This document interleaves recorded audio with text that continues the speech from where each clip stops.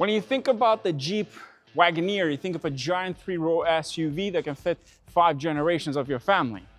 Not this one. Meet the all-new, first ever Jeep Wagoneer S. And today, we're gonna review it. Let's roll.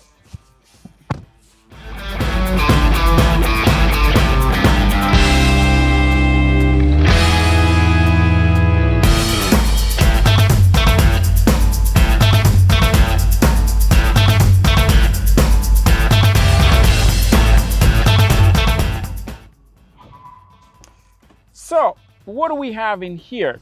Well, a fully electric Jeep Wagoneer.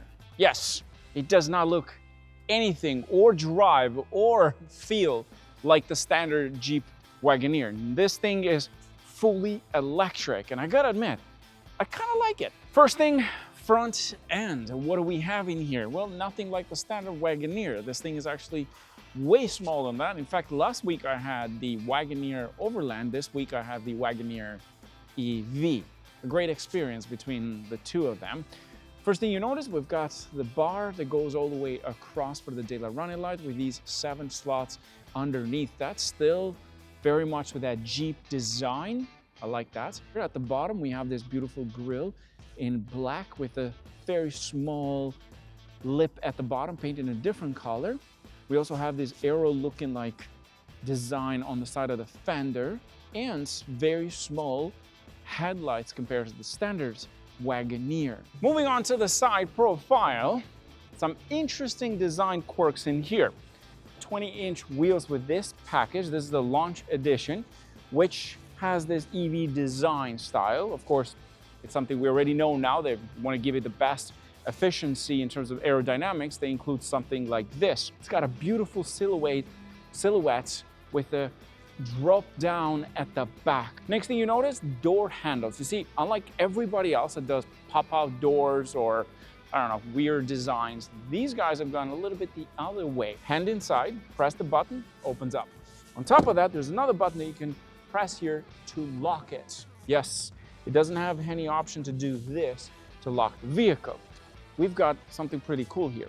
There's the Wagoneer S badge on the side, so that people, when they're passing you, they know this is not just the standard Wagoneer because of the badge in the front. The taillights continue with the same design, very sleek, a bar light all the way across, very minimal. This seems to have 2 spoilers in the back, one at the top, and then we have this massive drop-down spoiler for better drag efficiency, which I think is super important for better aerodynamics, including a camera at the top. And then we get on to this part. You press the button, we have hands-free tailgate with a very huge trunk. Look at this bad boy. There is the cover visor. Well, look at this thing here. This is huge. You could probably fit in here. Look at this.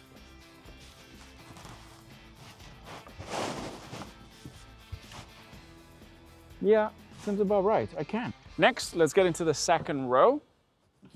And here we are. So, just to give you an idea, I'm about 6'2", 6'3". This is how much space you get in here.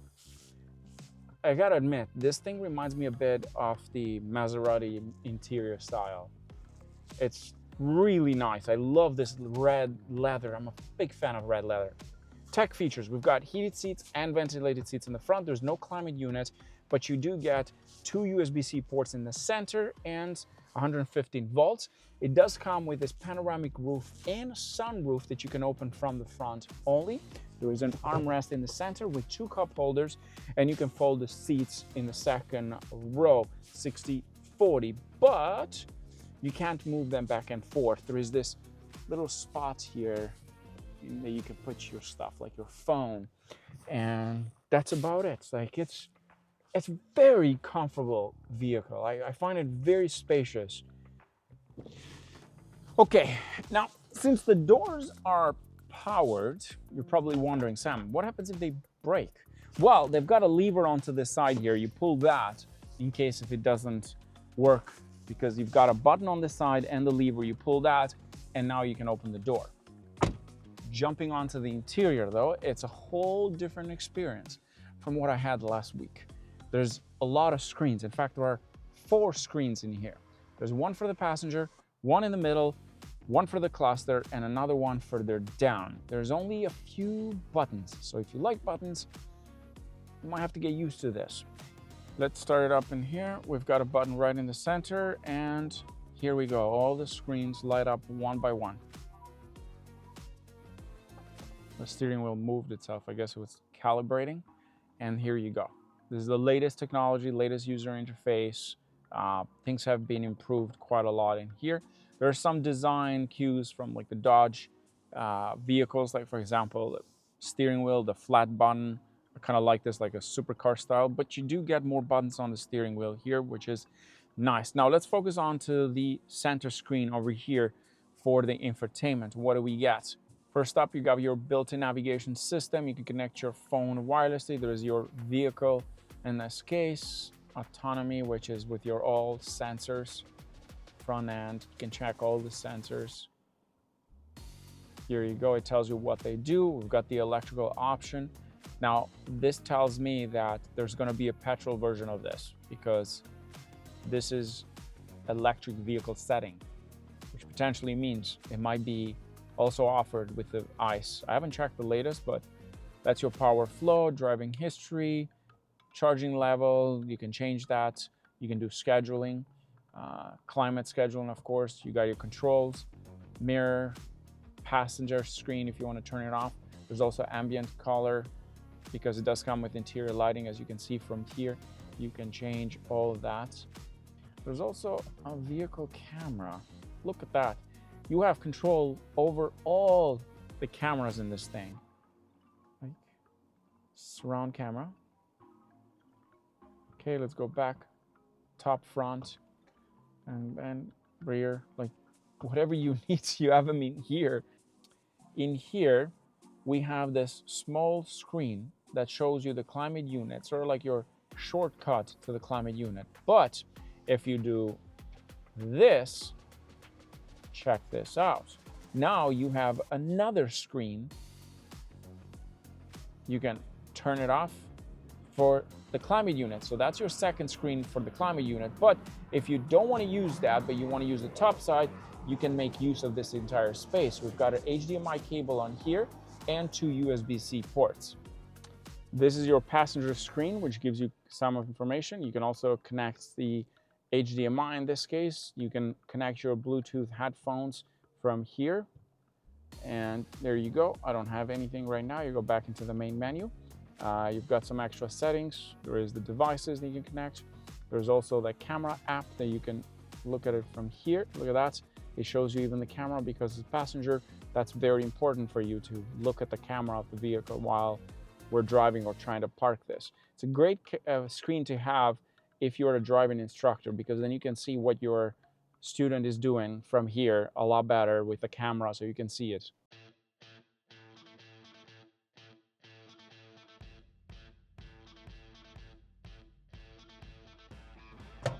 Okay, let's do a quick launch control, because apparently it's pretty insane in this. It's not even holding in the car. Holy shit. Ah, that was a burnout. What? 0 to 60 in about 3.4 seconds. This thing makes like 600 horsepower, which is ridiculous to think about a family SUV. What a beast. 670 horsepower, dual motor, all-wheel drive, 0 to 60, 3.4. It's got a 100 kilowatt an hour battery, top speed about 200 kilometers an hour or so, and 400V architecture for the battery. It is dual motor. Price-wise, in Canada, this bad boy starts at about $59,000. But with the model that we have for today's video, this goes up to, well, let's just say 100,000 almost. That's because it has a premium package. It's got some extra added features to it with this technology package and premium package, but woo, this is bullet fast. It drives really smooth. I love the steering wheel. The interior is so premium compared to the Jeep Wagoneer that I just had. So what about charging and range? Well, charging, level 2 takes about 10 hours to charge. With DC fast charging from 20% to 80% takes about 23 minutes, which is actually pretty standard with everybody else. The range on a full charge, you get about 473 kilometers, which is like under 300 and something miles. And the warranty is where this thing is actually quite impressive. The warranty in Canada, this is 160 kilometers or 8 years for the battery, and you get the standard 5 years or 100 kilometers for the standard powertrain and the rest of it, and 24-hour roadside assistance. And the basic coverage, you get about 3 years or 60,000 kilometers in Canada, which is actually pretty good for this vehicle. It feels very, very good overall. Biggest competitors that I can see for this vehicle at this price range would be potentially the BMW iX, somewhere where the Lexus is making EVs too. I don't know which ones they are.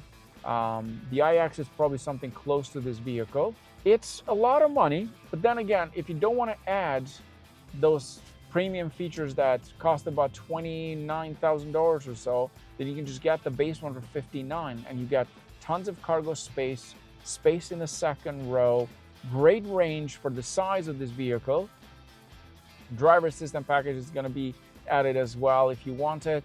The screen here feels pretty good, easy to use. This one, if it annoys you, you can actually hide it, but it stays there with just a little bit. We've got blind spot assist, we've got heated side mirrors as well, the heads-up display in front of me. On the outside, this thing looks sleek. I actually enjoy this. I like the interior, I like the drive, the comfort, the seats, the space, everything. Just, I love the balance that it has. The overall balance of this vehicle feels very solid.